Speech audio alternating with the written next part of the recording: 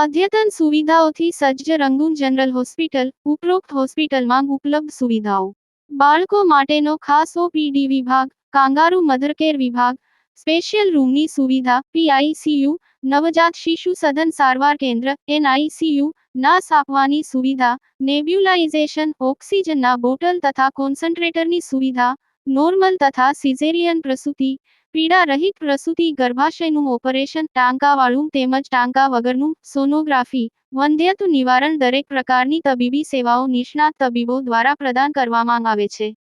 સરનામું: રહાડપોર ગામ પાસે, તાલુકો, જિલ્લો ભરૂચ. ટંકાળિયા મુકામે તાલુકા કક્ષાના 79મા સ્વાતંત્ર્ય દિવસની ઉજવણી કરવામાં આવી. ભરૂચના ટંકાળિયા મુકામે તાલુકા કક્ષાના 79મા સ્વાતંત્ર્ય દિવસની ઉજવણી કરવામાં આવી હતી.